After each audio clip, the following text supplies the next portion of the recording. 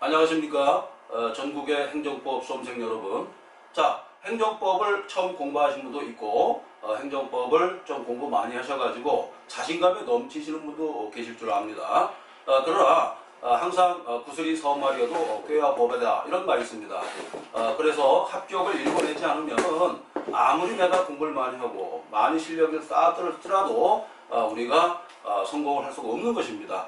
자, 이번에는 행정법에 대한 전반적인 개괄적 사항을 말씀드리고 이 진도에 대해서 이 내용을 살펴보는 시간을 먼저 갖도록 하겠습니다. 자, OT 시간을 먼저 갖고 세부적인 사항을 들어가도록 하겠습니다. 자, 우리 행정법을 구분할 때는요, 크게 보면은 세 가지로 이제 구분하고 있습니다. 행정법 총설이라는 게 있습니다. 총선이 있고, 그 다음에 행정작용법이 있고, 그 다음에 행정구제법, 이렇게 세 가지로 나눌 수가 있습니다. 그런데 최근에 들어서는 이게 세분화돼 가지고 말이죠, 행정작용법 바로 다음에 의무이행 확보수단이라는 개념이 또 들어와 있습니다. 그리고 정보공개법이랄지 개인정보보호법, 이러한 특별법도 들어와 있기 때문에 여기에 대한 공부도 우리가 필요하다, 이렇게 볼 수 있습니다. 그리고 행정구제법 부분에서도 지난번에는 행정쟁송법 이렇게 해가지고 우리가 끝났는데, 앞으로는 행정전보제도가 또 있어요. 그래서 손해배상, 손실보상 이런 제도가 있다, 이렇게 말씀드릴 수 있습니다. 자, 제가 이제 구두로 말씀드리니까 여러분들이 마음에 와닿지 않습니다. 그래서 간략하게 판서를 겸하면서 여러분들한테 설명을 드리도록 하겠습니다. 자, 일단 행정의 의미가 뭐냐, 일단 이거부터 우리가 공부합니다. 행정의 의의를 이제 공부하는데, 자, 우리가 아무리 공부 많이 해도 행정의 의의를 살피지 못한다. 아무래도 해도 공연분이 되지 않습니까? 무슨 얘기냐면 가장 중요한 부분이 의의죠. 의의 부분에 대해서 우리가 살펴보는데, 이 부분이 바로 저 총설 부분에 나와 있습니다. 총설. 그렇게 볼 수가 있고요. 그 다음에 이제 행정의 의의를 따지는데, 그럼 행정이 뭐냐, 이렇게 우리가 이제 밝혀야겠죠. 한마디로 말씀드려서 행정은 공익을 위한 국가의 일련의 행위다, 이렇게 말씀드릴 수가 있는 것입니다. 자, 그리고 행정을 공부하고 그 다음에 공부할 건 뭐냐면요, 이 행정에 관련된 관계자가 있을 거예요. 저 관계자를 이렇게 공부합니다. 여기에 보면은 뭐 행정청이랄지 행정주체랄지 행정기관, 이런 여러 가지 행정과 관련된 부서가 있을 겁니다. 여기에 대해서 간단히 살펴보는 시간을 또 갖는 거고요. 그 다음에 이 행정관계자가 많이 등장했는데, 결국에는 행정관계자에서 행정청이라는 개념이 등장해요. 이렇게 행정청. 여러분들 처음 공부하시는 분들은 행정청이라는 개념을 숙지를 해야 됩니다. 왜냐? 행정청이라는 개념은 우리가 밥 먹을 때 밥과 쌀과 같은 거예요. 그래서 매번 나옵니다. 그래서 총설 부분에서는 행정청에 대한 얘기를 또 우리가 언급하지 않을 수가 없습니다. 그 다음에 이제 두 번째는 뭐냐면, 이 행정청에서 하는 작용이 있을 거예요. 바로 이게 행정작용법입니다. 행정작용법, 이렇게 되어 있습니다. 행정작용법에서 우리가 공부하는 것은 크게 보면은 행정처분이 뭐냐, 처분 개념을 공부합니다. 그래서 원래 이 공권력 행사, 그 다음에 거부, 그 다음에 이에 준하는 행정작용을 행정처분이다, 이렇게 말씀드리고 있습니다. 그 다음에 두 번째는 뭐냐면, 이 행정작용법에서 하는 것은 행정입법이 또 있어요. 법을 또 만들어야죠. 그래서 행정입법이라는 파트가 있다, 이렇게 보시면 됩니다. 제가 지금 OT에서 말씀드리는 것은 시험에 출제되는 부분, 여기에 대해서 명확하게 말씀드리는 겁니다. 왜 그러냐면 저는 책임감 있는 사람이에요. 왜? 여러분들이 작은 투자로 많은 효과를 거두기 위해서는 점수가 잘 나와야 됩니다. 그리고 합격을 읽어내야 됩니다. 저는 책임감 있고 여러분을 위해서 존재하는 그런 조력자인 것입니다. 알았죠? 자, 그러니까 이 OT 때도 OT에서 공부한 내용, 이 내용을 쉽게 보면 안 되겠습니다. 가장 중요한 내용입니다. 알았죠? 그래서 행정입법을 공부하고 그 다음에가 우리가 이제 공부하는 것이 행정행위의 종류를 공부합니다. 종류. 자, 종류가 상당히 많죠? 그래서 행정작용법에 보면은 뭐 특허도 있고 허가도 있고 인가도 있고 이렇습니다. 그래서 특허, 허가, 인가, 이 부분이 상당히 중요한 개념이다, 이렇게 우리가 숙지를 해야 됩니다. 자, 그리고 이제 행정작용법을 공부했다 그러면은 종전에는 곧바로 행정구제법으로 들어갔는데 지금 그렇지 않죠. 의무이행 확보수단이 있습니다. 의무이행 확보수단. 확보수단이라고 그래요.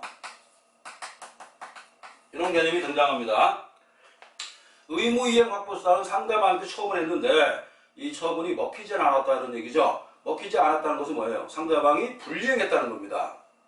그래서 의무이행 확보수단에서는 여러 가지 용어가 또 등장합니다. 대표적인 것이 뭐 대집행이라든가, 그 다음에 이행강제금, 그 다음에 과징금, 그 다음에 과태료, 뭐 이런 여러 가지 이행강제금이라든가 이런 의무이행 확보수단이 등장하게 된다. 이렇게 보면 되겠습니다. 자, 여러분들, 우리가 뭐 군무원을 보든 뭐 일반 행정을 보든 경찰을 보든 행정법이 지금 거의 대부분 다 들어갔죠.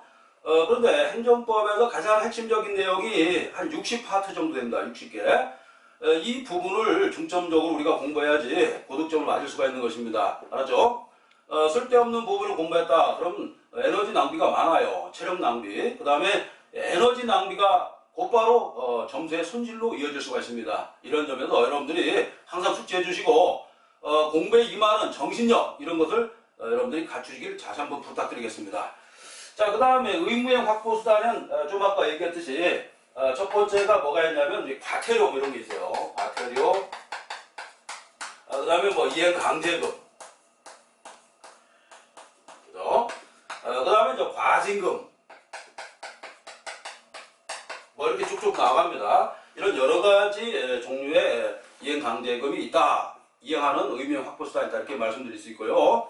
그 다음에 저 최근에 문제 많이 된 것이 있는데, 예를 들어서 뭐, 이 헌법상 기본권을 침해했을 때 어떻게 나가는가, 바로 헌법 쟁송제도도 있습니다. 그 다음에 뭐 검찰 쪽에서 문제가 발생했다. 그럼 검찰 항고 뭐 이런 것도 될 수가 있죠. 검찰 항고라든가 재정 신청이라든가 이런 여러 가지 길이 모색되고 있다. 그런데 실제로 행정법에서 시험에 출제되고 있습니다.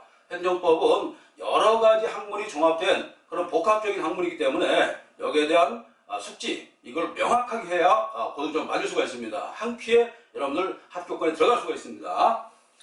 자, 그래서 과징금까지 공부했고, 그 다음에 우리가 따질 것은 뭐냐면요, 최근에 이슈가 되고 있는 것은 정보법이에요. 정보법은 항상 두 문제가 출제되고 있습니다. 여기 보면은 자, 일단 정보법이 있습니다.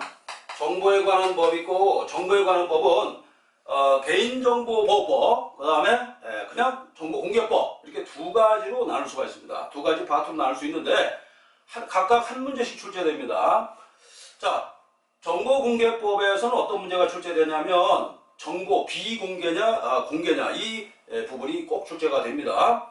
예를 들어서 보안관찰 처분이라든가 학교 환경위생 정화구역 어떤 회의록 같은 거 이런 경우는 비공개 처분 문서다 이렇게 볼 수가 있는 것입니다. 자, 그래서 공개냐 비공개냐 상당히 중요하다. 첫 번째 한 문제 나오고, 두 번째는 개인정보보호법이에요. 개인정보보호법은 헌법상 개인의 어떤 프라이버시입니다. 프라이버시와 관련됐기 때문에 여기도 꼭 출제됩니다. 그래서 개인정보보호법 제17조 같은 경우는 예를 들어서 상대방이 정보 처리자가 제3자한테 이 정보를 넘길 때 반드시 정보 주체한테 동의를 받아야 된다. 이게 핵심 포인트입니다. 즉 정보를 이송할 때 구체적 개별적으로 동의를 받아야 된다. 이걸 여러분들이 꼭 숙지해 주시기 바로 그게 답입니다. 아시겠죠?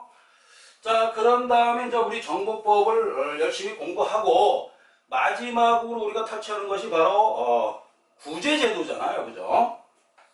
행정구제입니다. 행정 구제제도가 포인트가 된다. 이렇게 볼 수 있어요. 자, 행정 구제하는 방법은 두 가지가 있겠죠. 돈으로 주는 방법, 두 번째는 소송으로 가는 방법 있죠.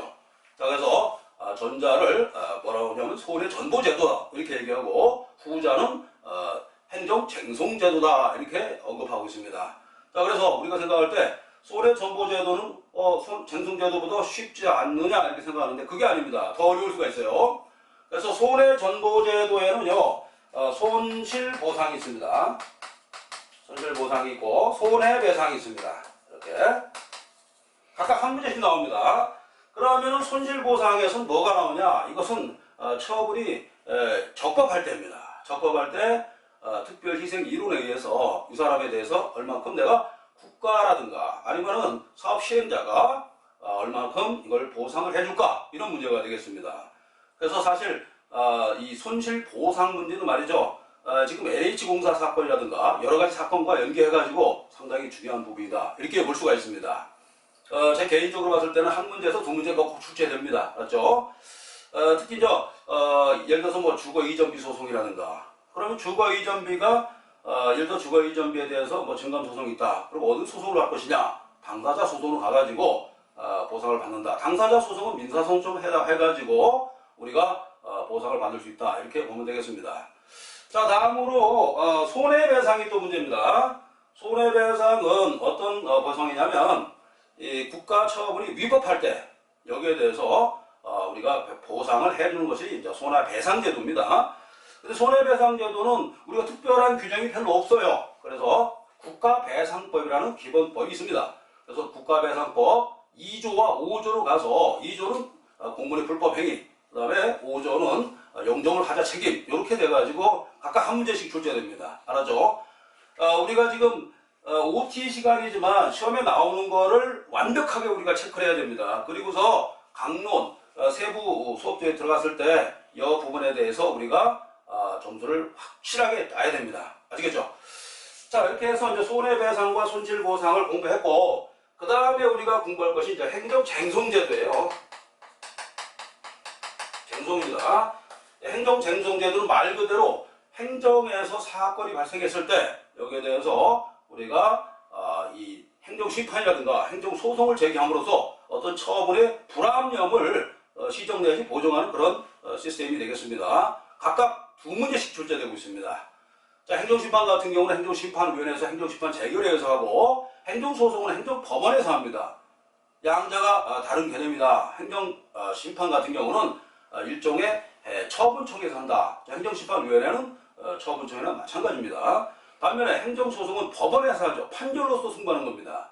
자, 최후의 수단은 아니지만 그래도 법원에 의해서 우리가 이 권리를 구제받는다는 측면에서 상당히 객관적일 수가 있고 행정심판은 주관적인 측면이 많이 강하다. 이렇게 볼 수 있습니다.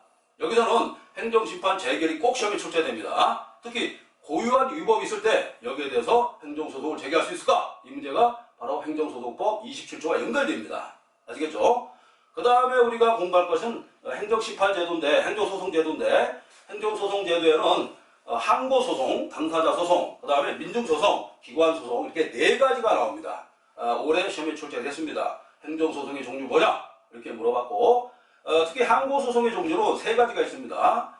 취소소송, 그 다음에 무효화기소송, 그 다음에 부작위 위법화기소송 이렇게 돼 있고, 항상 한 문제 출제됩니다. 그리고 당사자 소송이 있는데 당사자 소송은 최근에 뜨거운 감자입니다. 그래서 얼마 전에 서울대학교 조교 계약은 뭐냐? 바로 공법상 계약이고 만약 하자가 발생하면 어디로 가느냐? 당사자 소송을 한다. 이렇게 우리가 답을 하면 되겠습니다. 자, 최근에 나왔던 모든 문제를 제가 완벽하게 맞췄고 그리고 이론적 측면, 그 다음에 판례적 측면, 그 다음에 조문적 측면 모든 것을 완벽하게 준비했으니까 여러분들은 저만 믿고 열심히 따라오면 되겠습니다. 감사드립니다.